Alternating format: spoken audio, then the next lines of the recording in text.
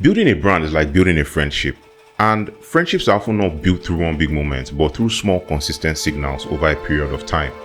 Now, you cannot quantify every interaction. You just keep showing up with care and trust that it matters to the other person. You cannot track the ROI on every hug or kind gesture. You just know that it builds trust. But when it comes to business, this kind of thinking really survives. If an idea can't be backed by hard data or projected ROI, it often gets shut down. And as a branding consultant, I've seen this firsthand. Ideas that could build trust, loyalty, even long-term brand value shut down because it couldn't be measured. And when ideas like this don't survive, yes, it makes the brand a little bit easier to manage, but it also makes the brand that much easier to forget. And that's the danger of doing only what we can measure or predict with data. We risk overlooking the very things that move people, the moments that build connection and trust, but don't show up in the metrics. Not everything that matters can be measured, and sometimes the things that you can't measure are the most impactful on your business. So in this video, I'm going to walk you through how we got here, what this obsession with measurement is doing to our brands, and how to start making space for the things that actually make people care. Because this didn't happen overnight. We didn't just wake up one day and decided that dashboards mattered more than emotion. It was a gradual shift driven by tech, driven by pressure, and by the systems we built. To understand where we are today, we need to go back to a time when branding was something different. This is the story of how we went from instincts to input, and how meaning slowly gave way to measurement. Before dashboards and KPIs took over the room, brands were built on instinct by people like Don Draper. Yes, I know, it's fictional, but he represented something real. He represented the ad man that could reach into your gut, identify a feeling you didn't even know you had, and tie that feeling to a product. So yes, Draper was a character on a show, quite alright. But the world he represented was built by legends like David Ogilvy, Bill Bernbach, Leo Burnett, Mary Wells Lawrence, Russell Reeves, real minds behind the golden age of branding. These were people who didn't just understand product, they understood people too, and they were masters at shaping perception. Take a look at this ad by David Ogilvy in 1958 for Rolls-Royce. The headline wasn't a feature comparison, it was emotional positioning, and while the line spoke to performance, what it really sold was quiet power, status, refined identity.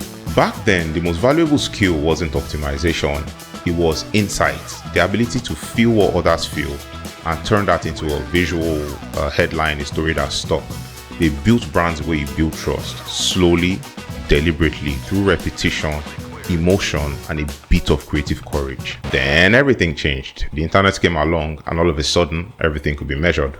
Impressions, clicks, conversions, time on page. We got dashboards, heat maps, analytics in real time. We didn't have to guess anymore. We could see what worked. We could prove it. We could scale it. And at first, that was very powerful because it made us faster, it made us smarter, it made us more accountable. But then, the pendulum kept swinging, and measurement became the main value. The rise of startups and performance marketing kind of turned metrics into a religion.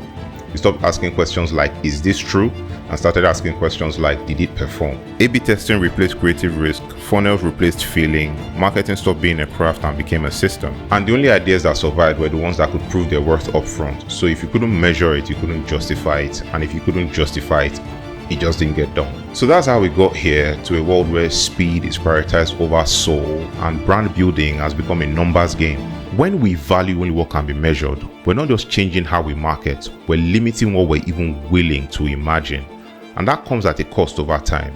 A cost to creativity, a cost to connection, and a cost to the brand itself. So I want to spend some time talking about that. I want to talk about the hidden cost of doing only what you can measure. Every day in business, good ideas go to die. Ideas with potential, ideas with heart, and the reason, they can't be backed by data.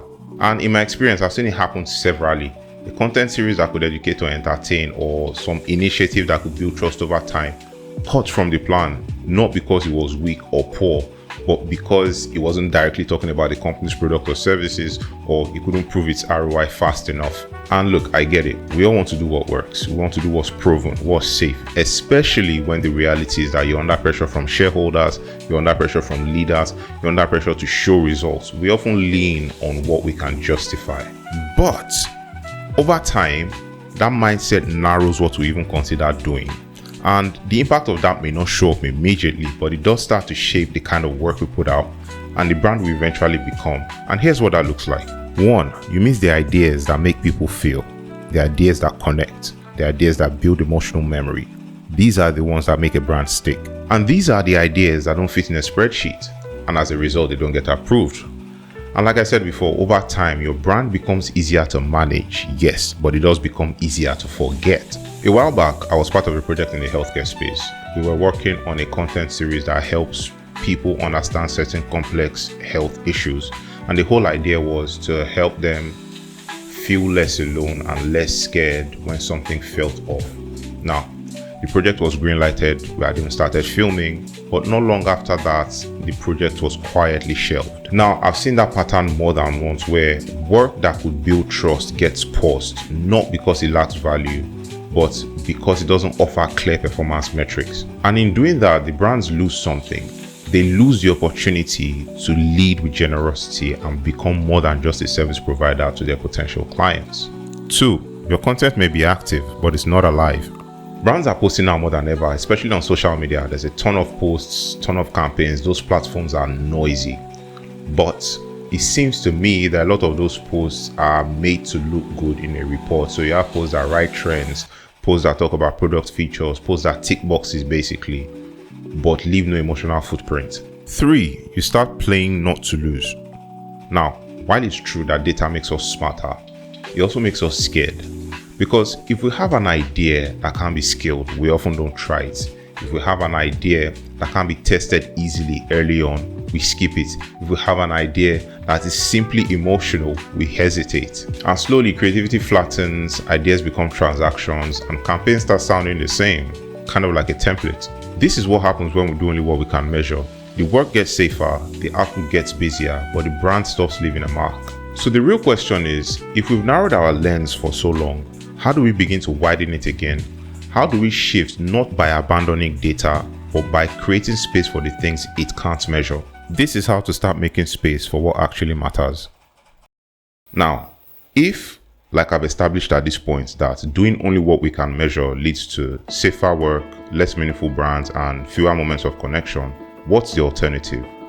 I'm not about to suggest that we throw away the data, but I do think we need to put it in its place. We need to stop letting measurability determine what we value. Because again, like I've said before, some of the things that matter the most, like trust, loyalty, emotional impact, they don't fit into a dashboard or a spreadsheet, but they're still very real. They're often the reason people come back, they're often the reason brands become memorable, and in the long run, they separate brands from mere vendors. So what if we ask a different question? Instead of asking what works, we ask what will matter, what will leave a mark, what will build trust even if we can't track it in real time? What will this audience remember a year from now? Because yet again, like I've said before, if we lead with only what we can measure, we narrow the scope of what we're even willing to imagine. That's why I think data should act as a compass, not a driver. It should support your instincts rather than replace them. And that's what the best brands do. They create space for conviction, for emotion, for boldness, even when it can't be backed by a spreadsheet from day one. So if you're serious about building the kind of brand that moves people, then you must carve out space for the kind of value that cannot be measured in the moment. Create space for brand-led experiments, for human-centered ideas, for qualitative feedback, not just click-throughs and dashboards. Because just like in any relationship, the things that build trust the most are often hard to measure, and yet they create the biggest return.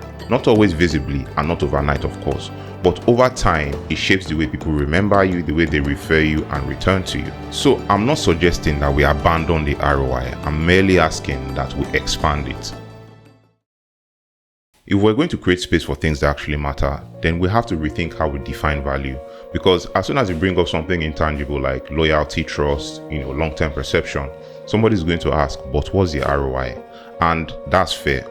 But only if we're willing to admit that the ROI models we currently use were built for transactions and not relationships. Traditional ROI is designed to track the short term. You spend this much, you make that much. It's neat, it's satisfying, it fits in a spreadsheet. But brands aren't built entirely little loops. They're built through moments that compound, through impressions that linger, and through trust that develops when no one is watching. Now think about it. There are already parts of business where we accept long-term ROI. We invest in company culture not because it pays off tomorrow, but because it shapes retention and morale over the years. You sponsor a CSR initiative, not because it drives sales that week, but because it builds reputation and goodwill. You pour your time into mentorship, onboarding, relationship building because you know it matters, even if you can't plot the return on a line graph. So why don't we apply the same thing to branding, to content that educates, experiences that build trust, to stories and signals that make sure that people remember us when it matters the most? You see, the truth is, not every return is immediate and not every return is measurable, but that doesn't make it any less real. Someone who watches your video today might not become a client for 18 months, but when the time comes, you'll be top of mind. That's ROI. It's just not linear. That's why we need a more balanced lens, one that sees value in both the quantifiable and the qualitative, in both short-term returns and long-term meaning.